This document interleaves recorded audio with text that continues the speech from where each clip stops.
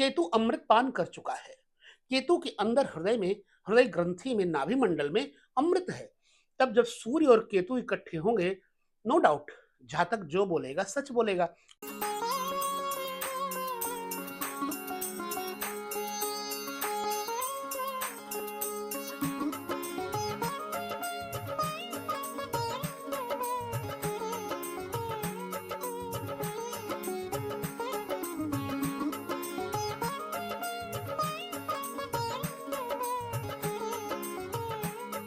सभी दर्शकों को नमस्कार, जय श्री कृष्ण। अक्सर आपने सुना होगा कि आपकी जन्म कुंडली में पितृदोष है। आपकी कुंडली में पितृदोष है तो अब उसका ये इलाज करवाइए। अब पितृदोष से होने वाली जो नुकसान की स्थितियां होती हैं वो आप सब लोगों को बताया भी जाता है। पितृदोष बनता कैसे है इसके बारे में भी आपको कभी कभी तो बताया जाता है, कभी नहीं बताया जाता है। पितृदोष वास्तव में है क्या, आइए हम इस पर थोड़ी चर्चा कर लेते हैं। और चर्चा कर लेते हैं केतु और सूर्य की युति का प्रभाव यदि अगर किसी के जीवन में है तो वो किसका कितना नुकसान करेगा, है ना। सबसे पहले हम बताते हैं आपको ये पितृ दोष का कारण। जन्म कुंडली में चंद्रमा को मन कहा जाता है और चंद्रमा तथा सूर्य दो ऐसे मार्ग हैं जिसे योग मार्ग में बताया गया है, पितृयान देवयान। अब अगर चंद्रमा पितृयान की तरफ ले जाएगा तो सूर्य को भी देवयान अर्थात स्वर्ग की तरफ जाने में कठिनाइयां आएंगी, यानी ऊंचाइयां चढ़ने में कठिनाइयां आएंगी, सुख प्राप्त करने में कठिनाइयां आएंगी। और जब मृत्यु हो जाती है तो उसके बाद सदगति प्राप्त होने में कठिनाइयां आती हैं, संतान प्राप्त होने में कठिनाइयां आती हैं। संतान हो जाए तो संतान का स्वभाव कटुवादी होता है, उस संतान से नुकसान होने लगते हैं। ये सब बातें आपको समझना चाहिए। तो जब चंद्रमा को ग्रहण लगाने वाले जो ग्रह हैं वो राहु केतु ही तो है ना। तो राहु अगर चंद्रमा के ऊपर सूर्य के ऊपर प्रभाव डालेगा तो फिर लगेगा ना ग्रहण, पितृदोष। अब पंचम भाव का स्वामी भी अगर राहु केतु से ग्रहित हो जाए तो पितृदोष कारण बन जाता है। लग्न भी पितृदोष से दुखी करने का कारण बन जाता है और सूर्य भी इसी प्रकार पितृदोष युक्त हो जाता है। अब पितृदोष का एक ही उपाय है, वो उपाय है सिर्फ श्री कृष्ण चरणामृत और श्री कृष्ण चरितामृत श्रवण करना, यानी भागवत का पठन पाठन करवाना करना। इसी से सिर्फ पित्तदोष की शांति होती है और पीपल की अधिकतम सेवा करना पित्तदोष की निवृत्ति करता है। ठीक है, तो ऐसे में यदि सूर्य और केतु 12 घरों में अपना प्रभाव डालेंगे तो हम सूक्ष्मता में सार तत्व में बता देते हैं आपको। लग्नगत सूर्य बैठा हो, मान लो आपका लग्न में सूर्य प्रबल होता है, लग्न का कारक सूर्य है तो अब अगर सूर्य के ऊपर केतु लग्नस्थ बैठा है और सूर्य बलिष्ठ है तो ऐसा व्यक्ति विशेष रूप से सामाजिक स्तर पे यश कीर्ति जरूर प्राप्त करता है, पहचान दिलाता है सूर्य, व्यक्तित्व को खिलाता है सूर्य। ऐसे जातक को अपनी मध्य आयु में प्रसिद्धि भी प्राप्त करवा देता है सूर्य। और सूर्य केतु के प्रभाव से जातकों को बहुत नाम और यश कीर्ति मान प्रतिष्ठा आदि भी मिलती है, नो डाउट। इस व्यक्ति से दूसरे लोग बहुत आसानी से आकर्षित हो जाते हैं।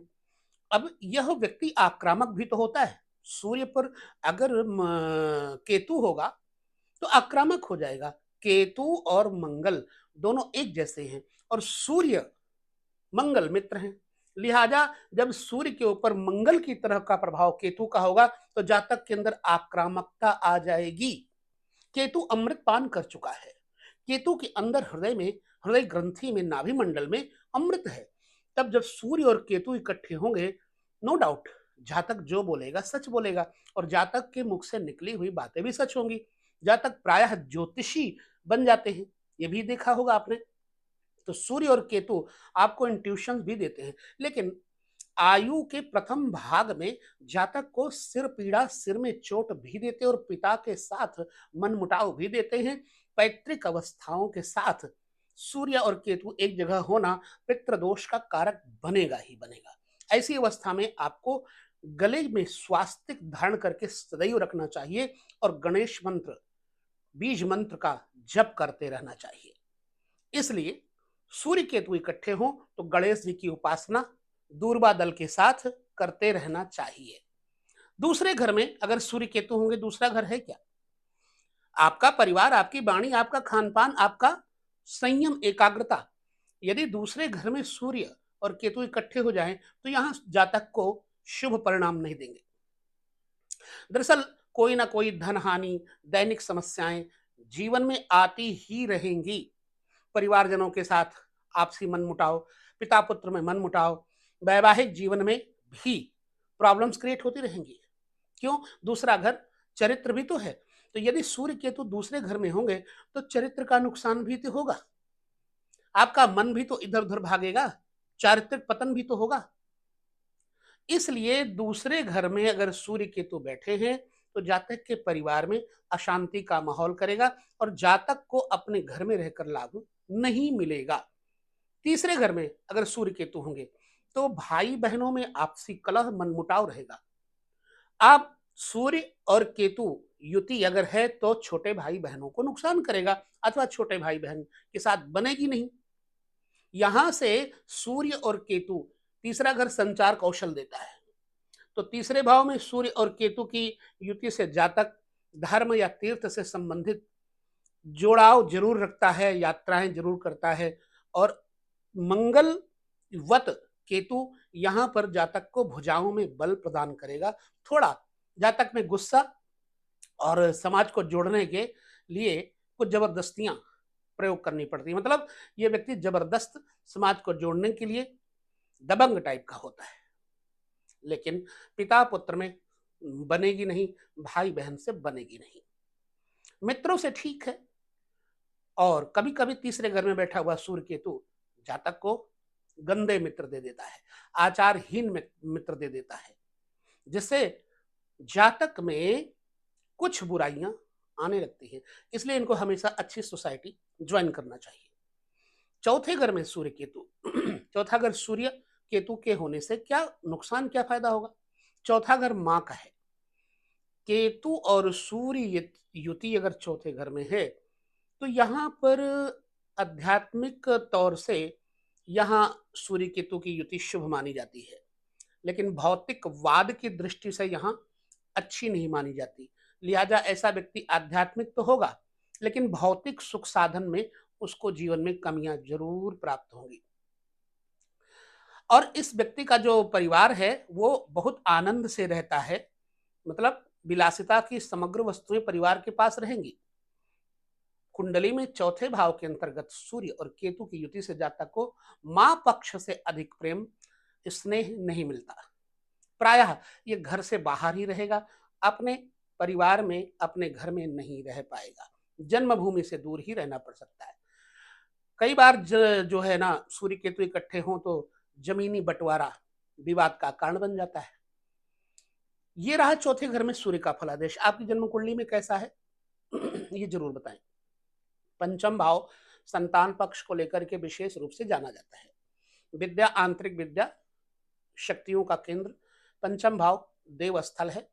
इसलिए यहाँ पर सूर्य केतु की युति इस बात का दर्शन कराती है कि जातक को अपने पितृ पूजा के लिए कुछ अच्छे काम जरूर करने चाहिए, क्योंकि पितृ दोष के कारण के यहाँ पुत्रों का सुख अच्छी तरह नहीं मिल पाएगा। अपने पूर्वजों के द्वारा किए गए अच्छे कार्य भी अभी वो पूरे नहीं कर पाए थे, इसलिए आपको अपने पितरों के कार्य पूरे करने हैं। इसके लिए ये कार्य आध्यात्म क्षेत्र को लेकर के व्यक्ति को करना चाहिए। जैसे अभी मैंने बताया कि श्रीमद् भागवत कथा सप्ताह इत्यादि, गणेश जी की पूजा इत्यादि, पंचम भाव में सूर्य केतु की युति पैतृक संपत्ति से धन लाभ दिलाती है, अचानक लाभ दिलाती है, जातक को ज्योतिषी भी बनाती है, परंतु सूर्य केतु से अधिक बलवान होना चाहिए, याद रखना, तभी जातक को धन संबंधी सुख प्राप्त होंगे। छठा भाव, केतु सूर्य अगर छठे भाव में है, छठा भाव रोग का है, कर्ज का है, शत्रुओं का है, यहां पर केतु का परिणाम अच्छा मिलेगा, शत्रु पर दबदबा रहेगा, यानी कि रोगों पर और शत्रुओं पर जातक का दबदबा बना रहेगा। और ऐसे में यह जातक किसी बड़े पद पर कार्य करने वाले होते हैं, इन जातकों को कर्ज से बचना चाहिए। कुंडली का छठा भाव केतु और सूर्य की युति में सूर्य अगर कमजोर हो गया तो जातक को हृदय रोग या फिर कोलेस्ट्रॉल वगैरह समस्याएं दे सकती हैं, उदर संबंधी बीमारियां हो सकती हैं, नाभि से रिलेटेड बीमारियां, हर्निया वगैरह भी हो सकती हैं। सूर्य केतु सातवें घर में बैठे तो सूर्य केतु सातवें घर की युति के कारण सबसे खराब स्थिति उत्पन्न करती है। सातवां भाव जातक के विवाह का है, वैवाहिक जीवन से संबंधित रिश्तों का है। इस भाव में केतु और सूर्य का प्रभाव जातक के वैवाहिक जीवन में बहुत बुरा असर डालती है, दरार पैदा करती है रिश्तों में, इसलिए यहां पर शुभ प्रभाव नहीं मिलते सूर्य केतु के रहने से। ज्योतिष में अगर सलाह लिया जाए, किसी जातक की कुंडली में सप्तम स्थान पर सूर्य केतु बैठे हैं, तो जातक को अपने विवाह संबंधी विषयों में बड़े विवेक से संतुलित होकर के कार्य करना चाहिए, अर्थात अपने परिवार के साथ सामंजस्य बिठाने की कोशिश करें, पर स्त्रियों से दूर रहें, नहीं तो सूर्य केतु आपको गैर स्त्रियों से जोड़ने के कारण अपयश दिलाएगा। और कहीं ना कहीं केतु सूर्य कामाग्नि उत्पन्न करते हैं सप्तम भाव में, यदि शुक्र की राशि में हो जाए तो फिर तो भयंकर, अनेक स्त्रियों से जोड़ेंगे। आठवें घर में सूर्य केतु युति लंबे समय तक के जातक के लिए बहुत देर तक अशुभ फल परिणाम देने वाली होती है। आठवां घर मृत्यु का स्थान है, यहां पर जातक को अग्नि से, बिजली से, मृत्यु से भयभीत करते हैं और बहुत सारी दुर्घटनाओं का शिकार करवा देते हैं सूर्य केतु अगर आठवें स्थान में है।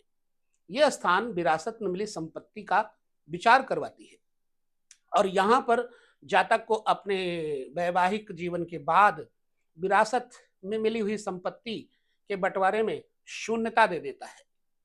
आठवें भाव में सूर्य केतु का होना गुप्त विज्ञान के लिए अच्छा है, मतलब आध्यात्मिक प्रगति के लिए तो अच्छा है, परंतु निजी जीवन में धन संपत्ति परिवार की स्थिति को मजबूत नहीं करेगा, क्योंकि यहां बैठा हुआ केतु सप्तम दृष्टि से धन भाव और नवम दृष्टि से मातृ भाव यानी सुख भाव को देखेगा, लिहाजा जातक को अपने जीवन में माता पिता इत्यादि के द्वारा कोई लाभ नहीं मिलता। हालांकि यहाँ पर बैठ करके सूर्य केतु अगर आध्यात्मिक जीवन वाला कोई व्यक्ति है, निश्चित ही उसको अधिक ऊंचाइयां दिलाती है। अगर ये अध्यात्म में है यह व्यक्ति सूर्य केतु अष्टम वाला, तो उसको बहुत अच्छी ऊंचाइयां, बुलंदियां प्राप्त हो सकती हैं। ठीक है, अब नवा भाव, आज हमने पूरा चार्ट रेडी करके रखा है ताकि कहीं भूल ना जाऊं, कई बार भूल जाता हूं, तो हमने चार्ट रख लिया। अब नाइन्थ हाउस को हम देखते हैं, भाग्य भाव है नाइन्थ हाउस, अपने पूर्वजों का कुल स्थान कहा जाता है भाग्य भाव। यह भाग्य भाव विशिष्ट रूप से सूर्य केतु के साथ होने पर पितृदोष का संकेत करता है। जीवन में भाग्य सहयोग के लिए वास्तव में एक खराब स्थिति पैदा करेगा। नाना इत्यादि से भले ही कुछ मिल जाए, लेकिन दादा का सुख कई बार यह नहीं मिलता है, और पिता के माध्यम से भी जातक के जीवन में कुछ विशेष सहयोग नहीं मिलता। अगर आप समाज और धर्म के लिए कुछ अच्छा करना चाहते हैं तो भाग्य भाव में बैठे हुए सूर्य केतु सामाजिक कार्य करने के लिए एक अच्छा सूत्र देते हैं, मतलब आप समाज सेवी बन सकते हैं, लेकिन गृहस्थी वाला सुख आप नहीं प्राप्त कर सकते, क्योंकि यहां पितृदोष सूर्य केतु इकट्ठे बैठेंगे तो पितृदोष उत्पन्न होगा। लिहाजा जितना सेवा समाज की करेंगे पितृदोष कम होता जाएगा। तो जब भी कुछ करें अपने लिए नहीं, समाज के नाम से कुछ करें तो आपको संभवतः अधिक फल मिलेगा। कमर संबंधी परेशानियां आपको हो सकती है, नेत्र संबंधी परेशानियां हो सकती हैं, पैतृक सुख संबंधी परेशानियां हो सकती हैं।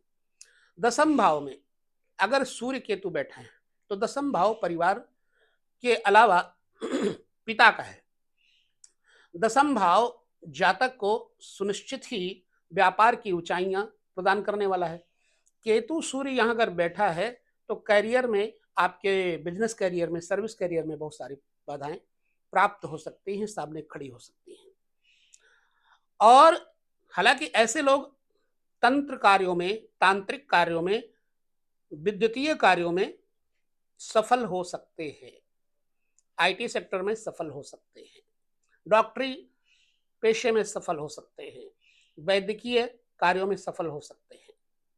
10वें भाव में सूर्य केतु की युति भौतिकवादी दुनिया के लिए एक खराब स्थिति है, ग्रहण स्थिति है। इन्हें मतलब अपने व्यापार में कुछ असामान्य तकलीफें देखने को मिल सकती हैं। आपकी कुंडली में अगर सूर्य केतु इकट्ठे हैं तो आपको भी चाहिए कि गणेश जी की उपासना विशेष करें, गणेश अथर्व शीर्ष इत्यादि का पाठ अवश्य करें। ठीक है, अब हम 11वें घर को देखते हैं, कोई घर छूट ना जाए। 11वें भाव को आमदनी का घर तो कहा ही गया है, अपने से बड़े ऑफिसरों का भी घर होता है। यहां पर केतु सूर्य, सूर्य की तो स्थिति अच्छी है लेकिन केतु की स्थिति यहां अच्छी नहीं होती। ऐसे में जातक को बड़ों के साथ, अपने बुजुर्गों के साथ, अपने बड़े मित्रों के साथ व्यवहार प्रेम पूर्ण, सद्भाव पूर्ण और सम्मान पूर्ण रखना चाहिए। भौतिक लाभ का आनंद लेना चाहते हैं तो 11वें भाव में सूर्य केतु की युति सामाजिक दायरे के लिए प्रॉब्लम क्रिएट करती है। अब ये युति किसी अच्छे संत, धार्मिक लोगों का अगर इनका सर्कल है, अगर आप संत हैं या धार्मिक स्तर पे आप जुड़े हैं तो आपका सूर्य केतु बहुत कुछ 11वें स्थान पर नहीं बिगाड़ सकते। इसलिए आपको हमेशा शांत रहना है, संत की भावनाएं अपने हृदय में रखनी है, तो आपको जीवन में सूर्य केतु 11वें स्थान में नुकसान नहीं देंगे। 12वें घर में चलते हैं। 12वां घर सूर्य केतु की युति क्या दर्शाता है? 12वां घर आदमी का व्यय भाव है, क्षय भाव है, हानि भाव है, भोग भाव है, और 12वां घर मोक्ष भाव भी है। जीवन का प्रथम चरण लग्न है तो 12वां घर अंतिम चरण है।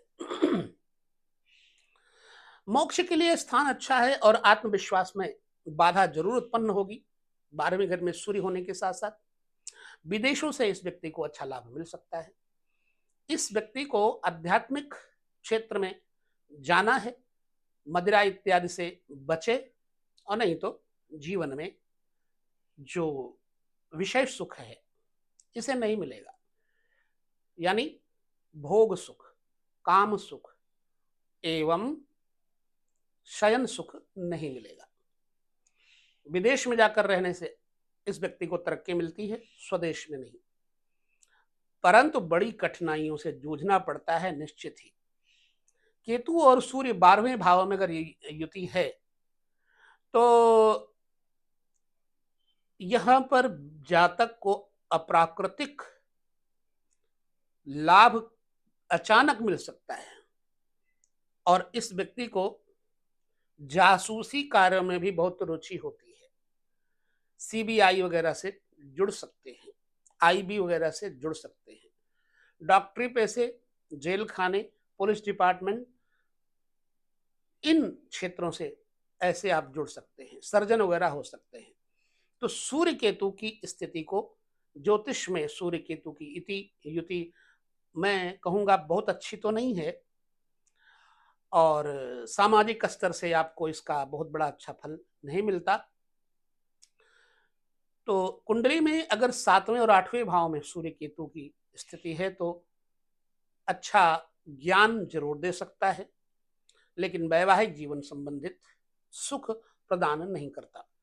मेरे ख्याल से सूर्य पर चाहे केतु हो, चाहे राहु हो, चाहे शनि हो, चाहे शुक्र हो, जातक को कलंकित जरूर कराएंगे।